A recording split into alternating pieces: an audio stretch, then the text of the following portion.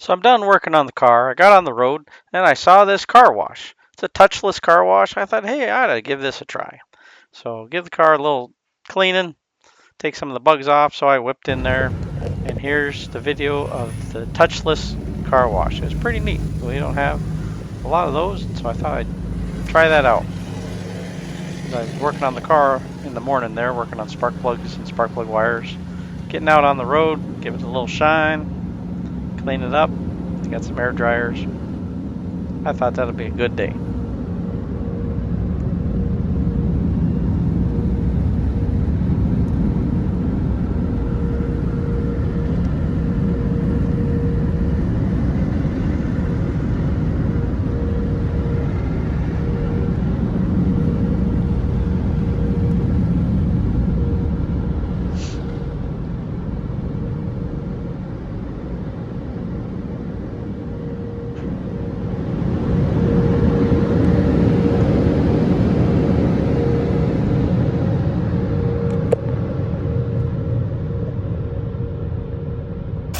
I'll take the bugs right out of there. Most of the time I wash it by hand. So here we are cruising down the road, getting some miles done there in South Dakota, and we're heading towards Iowa and Nebraska.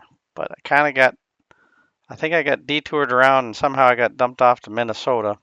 So then I doubled back and went down south to Iowa and then moved on to Nebraska. But it's pretty nice driving down there. Nice flat roads. This was a little time lapse, but I had good weather, and it seemed like traffic flowed really well.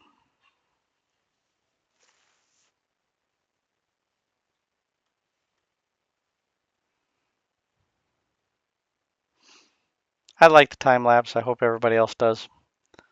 I find it kind of entertaining. Here we are. I made it to Iowa. So I go into Iowa, then I roll down, and I head west, and it gets us into Nebraska.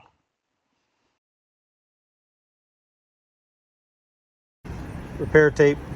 This one found at the truck stop. These found at auto parts store.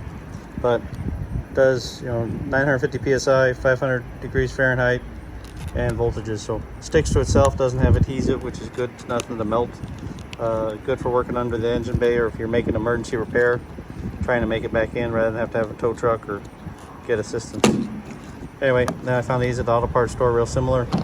Figured it's better to have 2 rolls of $9 each tape or $10 each tape rather than other expensive solutions. So at least you can make it back into the big city. All right, have a good day.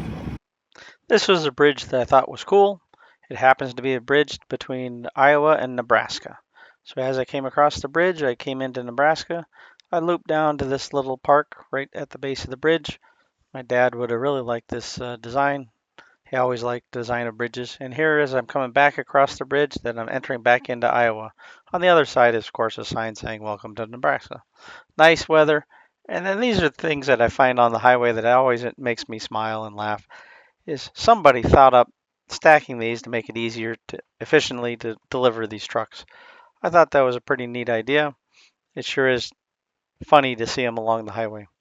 This is another wayside area up in South Dakota, because I went down to Iowa and Nebraska and I came back through South Dakota and went on up to Minnesota.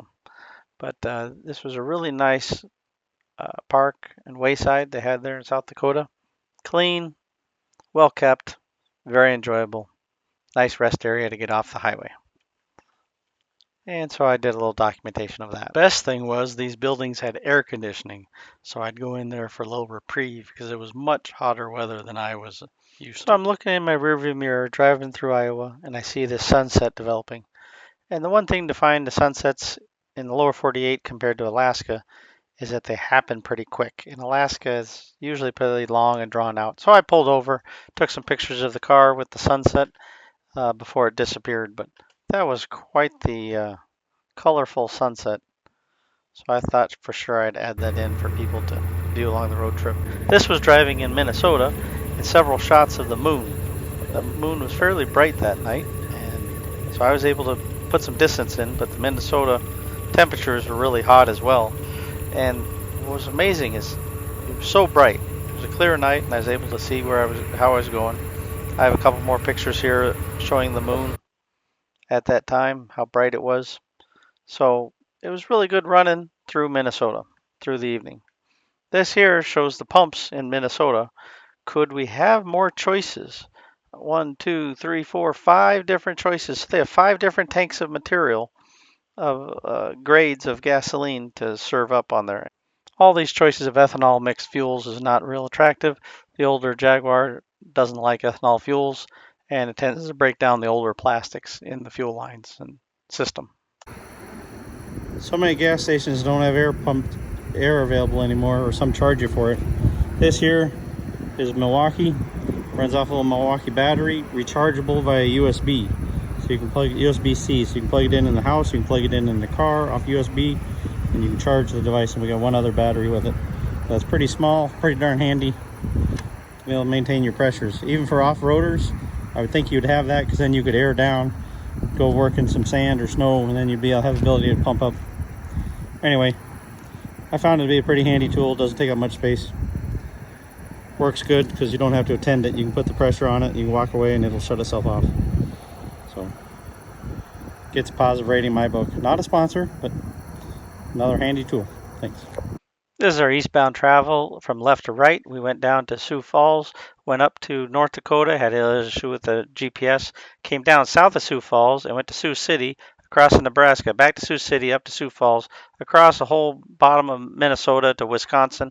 Wisconsin dropped down into Illinois past Chicago, then dropped down to Indiana and over to Ohio. This is Alaska Road Trippers. We'll be seeing you on down the road.